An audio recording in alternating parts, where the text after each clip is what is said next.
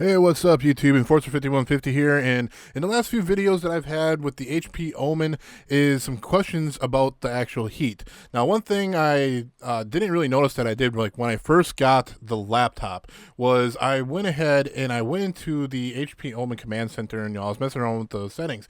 And I went to the performance settings and I've had it on the performance, which it says right there that it's suitable for gaming and may increase heat. So that is actually one of the things that was actually going on with the other ones. That's why it was always at like 95% or 95 Celsius. So with this, what I did is I'm putting it in windowed mode because we're not really going for the actual benchmark.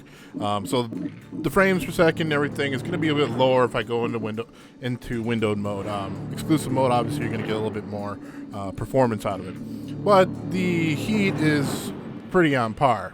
So we're going to run the benchmark here, and I'm going to bring up the performance because those numbers actually kind of change. The CPU temperature kind of changes from what you see on in game, you know, with Afterburner than you do with that. So I don't know exactly how accurate Afterburner is. You know, I just use it for a lot of times for the frames per second, so I just kind of trust that it's there. You know, this is their thing. So I kind of follow the CPU here. So as you see right now, we're in the default mode. And if you remembered on my other videos, the heat was always at 90 plus. It was like 95, 97 or more. Here we're getting about 87.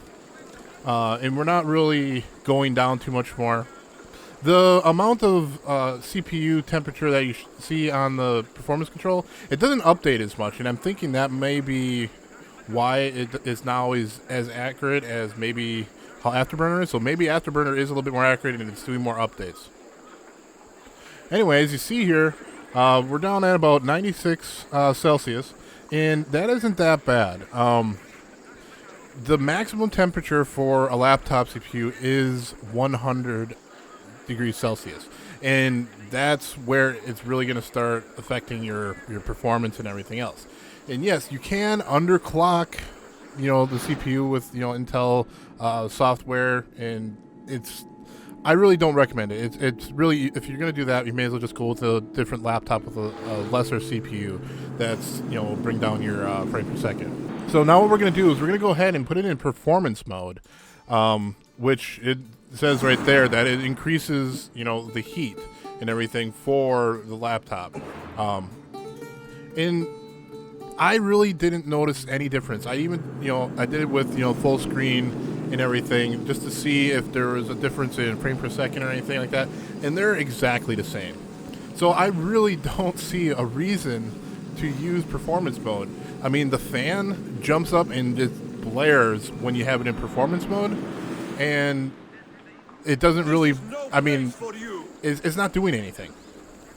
Anyway, as you can see right away off the bat, you know, I have a 95 Celsius on the performance control panel, and, you know, I'm at 90 plus on, you know, Afterburner there. You know, it does go under, and right now I'm not using like my laptop cooler or anything. The only thing I'm using here is just a laptop table, kind of like a desk table. I don't know, that's supposed to be some kind of smart table, but it doesn't have any fans in it. So as you see, you know, it goes a lot hotter, but the performance is pretty much the same. And like I said, I'm not really doing a more of a, you know, a frames per second type video here. I'm just kind of showing you, you know, what the difference is between the default and the performance mode that you can see. And I'm not really sure about using performance mode anymore, and when I first got it, I put it on, and I kind of think it was a mistake of doing that because I get higher temperatures and no more performance than I had before, you know. So it really doesn't, like I said, 100 Celsius is your max. It's not going to break your CPU. If you ever see a CPU that has died out, I want to see it because it just doesn't really happen. CPUs last really long, especially laptop CPUs. Laptop CPUs are built to handle a lot of heat because that's just how they're designed, and that's why the threshold is a lot higher than a desktop CPU. Like a desktop CPU, your max is about 90 degrees Celsius, and you're gonna get throttled down, and a little bit any hotter than that, and it can start actually damaging the CPU. But Intel CPUs are built to stop themselves from being from having those types of problems. So it's not going to wreck it. It's going to shut down. Anyway, I wanted to bring this up, and I wanted to let everybody know why a lot of my videos had a higher CPU temperature than normal. Like I said, 80-85%, that's not bad. If I put a laptop cooler on it, it'll probably drop down under 80 and probably get like 75 to 80. Well, like I said, 100 degrees Celsius is your max, so you really don't have to worry about it. Even in the 80s, even in the low 90s, you're okay.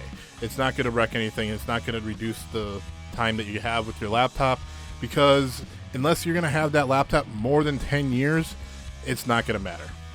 And that's one, my opinion, and two, something that I've experienced over time. I have 10-year-old laptops that those CPUs are fine, and they've run hot as hell, just hot.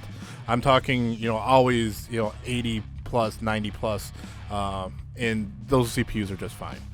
Now, one thing I needed to mention also is that the BIOS was updated to the July version, which is the latest one for the HP-Omen. A lot of people were telling me that there is a difference in the heat that you get. There's no difference. The only thing that I noticed that is different, and I actually read it also in the release notes, is that there was some problems with how the fan was reacting, so it wasn't reacting properly. So that fixed. I didn't really have that problem with my laptop, and other people have, so they may have been always getting 100 Celsius and stuff like that. So that may have been why people needed that update. But I did get it, and I'm just I'm just confirming that there was no actual difference on my system. I may have gotten a later version or something like that didn't have the same problem other people were getting. Anyway, I want to thank everybody for watching this video. Let me know in the comments what you think. If you have this laptop, if you have another laptop that's similar and you get high or lower temperatures, let me know. I'm interested, and I like looking up some of the issues that I've seen out there. And I'll leave you with take care and happy gaming.